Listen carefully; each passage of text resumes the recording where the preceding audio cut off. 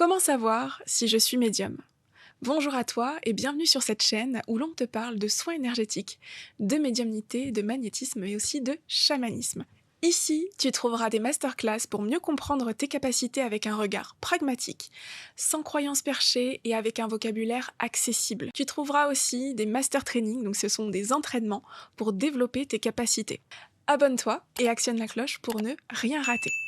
Alors, on me demande tout le temps comment je sais si je suis médium? Parce qu'on me l'a dit, on me l'a répété, mais en vrai, j'ai pas l'impression de l'être et je sais pas comment je peux le savoir. En vrai, c'est une question à laquelle il est impossible de répondre si on clarifie pas déjà ce qu'est la médiumnité. On va clarifier ça ensemble maintenant. La médiumnité, c'est pas un don tombé du ciel comme on a pu nous le faire croire pendant des années. C'est une faculté qui est naturelle, qui est accessible à tous. C'est la capacité finalement de lire un environnement, visible, invisible, d'un lieu, une personne, une émotion, bref, une dynamique. Et donc, oui, tout le monde est médium.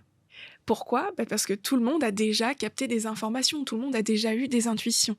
Il y en a juste qui en sont très conscients, qui les utilisent au quotidien, et puis il y en a pas tant, voire pas du tout. Et certains ont des prédispositions, d'autres vont avoir besoin plus de le travailler pour l'affiner, le structurer. Donc en fait, la vraie question, c'est pas est-ce que je suis médium, c'est est-ce que je suis en lien avec ma médiumnité maintenant. Je suis Chiara Matta, fondatrice de la Light Up Academy, l'école francophone qui révèle tes talents naturels d'intuition, de magnétisme et de médiumnité pour que tu puisses créer des soins énergétiques uniques, sécurisés et maîtrisés, que tu pars de zéro ou que tu sois déjà initié. Comme je te disais tout à l'heure, quand tu me demandes si t'es médium, la vraie question c'est est-ce que finalement je suis plutôt en lien avec ma médiumnité en ce moment. Et je vais te donner différents exemples concrets du quotidien où tu vas pouvoir reconnaître si effectivement t'es déjà un petit peu en lien avec ta médiumnité. Premier élément, ton corps capte avant ton mental. Tu rentres dans une pièce et tu ressens instantanément qu'il y a un truc pas net dans la pièce. Tu sens que c'est chargé, il n'y a pas de raison logique, c'est juste que dans ton corps, tu peux avoir différents ressentis. La gorge qui se serre, le plexus solaire qui se serre aussi, une sensation d'oppression. En bref, ton corps va déjà te donner des signaux lorsque tu rentres dans une pièce, que tu parles avec quelqu'un ou que tu es dans une situation particulière. Deuxième signal, tu reçois des informations avant ton mental. T'as une phrase qui te vient, quelqu'un est en train de parler, puis d'un seul coup, t'as un mot ou une phrase qui va te venir pendant que la personne te parle. C'est comme si t'avais les sous-titres de ce que la personne était en train de te dire. Parfois même, tu peux même pressentir ce que la personne va dire, ou un événement, ou un changement dans une situation. C'est comme si t'avais déjà l'intuition de ce qui allait arriver après. Troisième signal, les non-dits sont plus forts que les mots. Je te disais tout à l'heure, tu entends les sous-titres de ce que l'on te dit, voire ce que l'on te dit pas, et tu sens quand il y a quelque chose qui est pas aligné, même si tout a l'air parfait, tu sens qu'il y a une dissonance. Et ça, c'est quelque chose que tu peux pas expliquer. Autre signal, tu vas absorber et tu vas pas savoir encore comment gérer ça.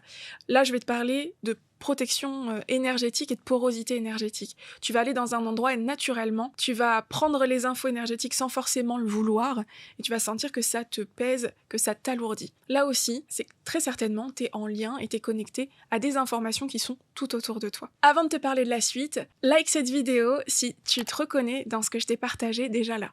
Et enfin, dernier signal, tu as un radar ultra fin pour les mensonges, pour ce qu'on te dit pas, pour les intentions, pour les dynamiques relationnelles, pour, comme je te disais tout à l'heure, pour les endroits où il y a quelque chose qui cloche, et ça t'arrive naturellement, sans rituel, sans carte, sans pendule, c'est juste toi qui vas ressentir ça dans ton corps ou avec tes capteurs naturels, sans avoir besoin d'autre chose. Donc en clair, tout le monde est médium, puisque tout le monde a cette capacité de capter, parce que c'est biologique, psychique, émotionnel, subtil, ce que tu veux, c'est finalement ton système entier lit constamment ton environnement. Tout le monde est médium, mais tout le monde n'est pas médium. Être médium comme un outil d'accompagnement, c'est complètement autre chose. Être médium professionnellement, accompagner les gens avec ça, ça demande du cadre, ça demande de la structure, ça demande du discernement, ça demande de l'éthique, ça demande une vraie capacité à restituer ce que tu perçois sans forcément projeter et mettre tes biais, et ça demande une vraie posture solide parce qu'on accompagne de l'humain. Avoir une médiumnité active, ça veut pas dire que tu dois forcément en faire ton métier, de la même manière que tout le monde peut courir, mais c'est pas tout le monde qui devient marathonien. Deux choses différentes entre capter, avoir cette capacité-là, et savoir accompagner quelqu'un grâce à ça. Et beaucoup de personnes très sensibles ne savent pas encore vraiment structurer ce qu'elles captent. Ça peut devenir flou, ça peut devenir épuisant, confus, voire même anxiogène. Donc c'est aussi important, si on a envie d'en faire un métier, de pouvoir se former pour bien l'utiliser. Il y a des choses qui peuvent quand même t'empêcher de reconnaître ta médiumnité. Tu attends un signe spectaculaire. Il y a ton mental qui peut aussi parfois te dire « Non mais là t'es en train d'inventer ». Et puis personne t'a appris en fait à faire la différence entre ton émotionnel, ton intuition, une info du subtil, simplement des ressentis corporels liés plutôt au fonctionnement du corps humain. En bref, on t'apprend pas à ça. Parfois aussi tu vas manquer de vocabulaire pour vraiment décrire ce que tu captes. Et puis au final t'as jamais vraiment eu peut-être de cadre pour tester, affiner, puis comprendre ton fonctionnement. Alors comment avancer si on a envie d'aller vers ça? Déjà c'est reconnaître ce que tu captes, donc apprendre à identifier quels sont tes capteurs principaux. Est-ce que c'est par ton corps? Est-ce que ce sont des images? Est-ce que ce sont des mots? Et puis mettre du cadre pour ne plus te laisser submerger. Pratiquer, tester, affiner, et surtout, encore une fois, comprendre comment toi tu fonctionnes, parce que toi tu es unique et tu fonctionneras pas de la même manière que ton voisin. Et c'est là où ta médiumnité va devenir un outil, et d'ailleurs c'est exactement ce que l'on t'enseigne au sein de la Light Up Academy, c'est justement t'aider à comprendre comment tu fonctionnes et pouvoir apprendre à maîtriser tes ressentis, tes capacités, pour pouvoir en faire un métier et aider les autres. J'ai un contenu qui peut te faire le plus grand bien si toutefois tu ne te sens pas légitime de prendre cette direction mais que tu sens que tu as envie d'y aller. Ça s'appelle les 4 étapes pour enfin oser aller vers ta mission de vie énergétique. Tu vas la trouver en description. Et enfin, si tu veux t'entraîner à développer ta médiumnité, tu peux retrouver les master trainings sur cette chaîne YouTube pour jouer et t'amuser à développer ton intuition. À très vite sur cette chaîne pour mieux comprendre tes capacités. Ciao ciao!